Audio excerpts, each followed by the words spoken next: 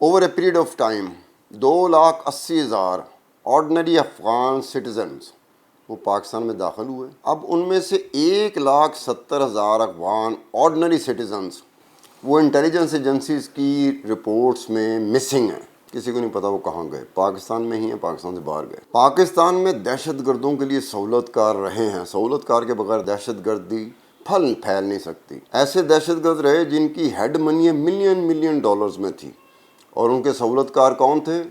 Police constable. اور police constable کیسا؟ جو وزیر اعظم کے گھر میں بھی ڈیوٹی دیتا رہا, جو وزیر اعلیٰ پنجاب کے گھر میں بھی ڈیوٹی دیتا رہا, جو FIA کے آفس میں بھی ڈیوٹی دیتا رہا. میں ہوں عبدالستار خان. ملک میں دہشت گردی رہی ہے. ایک زمانہ تھا دہشت گردی میں جو ٹاپ 5 ممالک آتے تھے ان میں پاکستان بھی آتا تھا. لیکن پھر یہ ہوا کہ دہشت گردی میں کافی حد تک کنٹرول پا لیا گیا, کمی واقع ہو گئی. لیکن پچھلے کچھ عرصے سے, کچھ مہینوں سے دہشت گردی کسی نہ کسی طریقے سے دوبارہ سر اٹھا رہی ہے. انٹیلیجنس اداروں, انٹیلیجنس ایجنسیز کی ایک رپورٹ ہے کہ 2,80,000 آرڈنری افغان سٹیزنز وہ پاکستان میں انٹر ہوتے رہے. اب ان میں سے 1,70,000 آرڈنری افغان سٹیزنز مسنگ ہیں. 1,10,000 افغانی واپس جا چکے ہیں اور 1,70,000 افغانی مسنگ ہے. اب یہ مسنگ کہاں گیا؟ وہ پاکستان میں ہی ہے. پاکستان میں کہاں رہ رہا ہے, کس کے پاس رہ رہا ہے, کیا کر رہا ہے, اس کے بارے میں انٹیلیجنس ادارے بالکل بے خبر نہیں ہوتے, ویسے ہیں. انہی چیزوں میں ایک جو بات تھی پاکستان میں جو رہی وہ یہ تھی کہ کہتے ہیں کہ دہشت گرد کا کوئی سہولت کار ہوتا ہے. سہولت کار کے بغیر دہشت گردی پنپ نہیں سکتی. اور بھی ہوتے ہیں, ہینڈلر بھی ہوتا ہے, اس طرح کی اور بڑی ٹرمز استعمال ہوتی ہیں جو دہشت گردی کو پنپنے میں مدد دیتی ہے, جس میں سہولت کار بھی ہوتا ہے.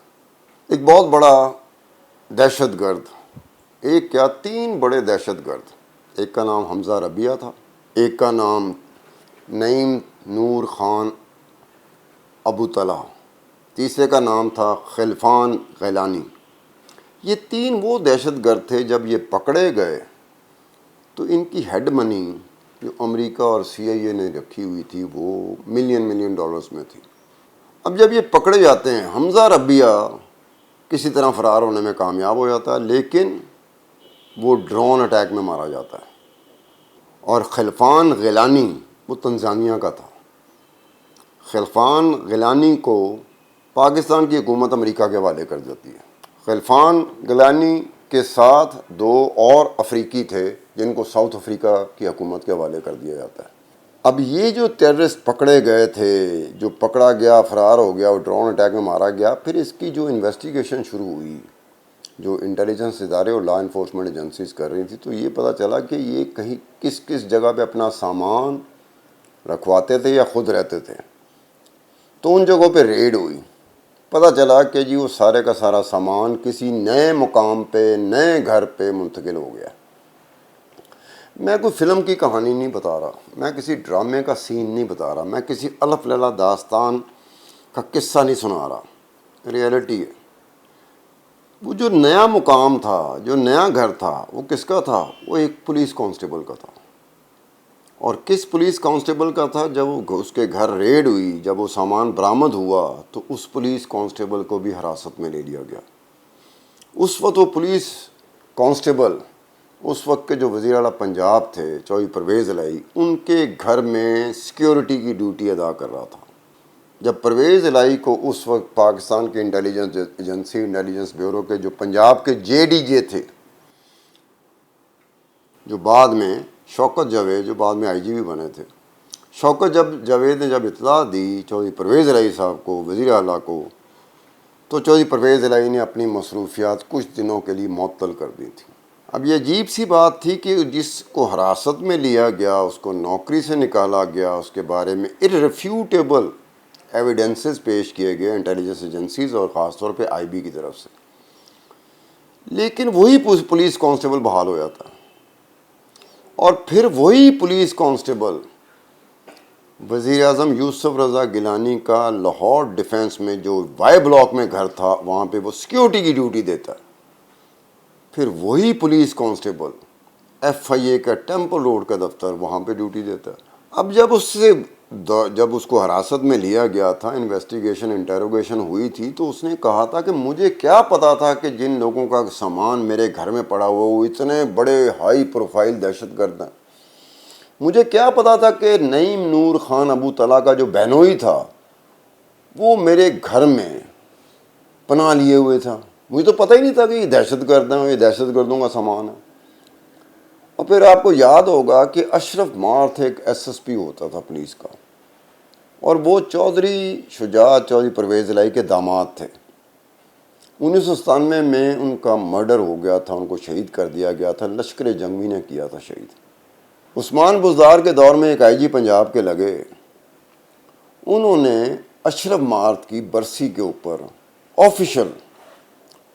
ایک آفیشل میسج ہوتا ہے جو پولیس کا آئی جی، پولیس کا کمانڈر وہ ریلیز کرتا ہے کہ اشرف مارتھ جیسے لوگ پولیس کا سر بلند کرتے ہیں، ان کو شہید کر دیا. برسی تھی کوئی. لیکن وہی آئی جی پولیس جب وہ ڈی آئی جی تھے تو اسی پولیس کانسٹیبل کو دوبارہ نوکری میں بحال کرنے میں اس آئی جی کا بھی کردار تھا. اب دو باتیں ہو سکتی ہیں، یا تو پولیس انویسٹیگیشن میں ارریفیوٹیبل ایویڈنس کی ڈیفینیشن کچھ اور ہے، یا پھر انٹیلیجنس ایجنسیز کے جو ارریفیوٹیبل ایویڈنسز ہوتے ہیں، جو شواہد ہوتے ہیں، ناقابل تردید شواہد، ان کی ڈیفینیشن کچھ اور ہے.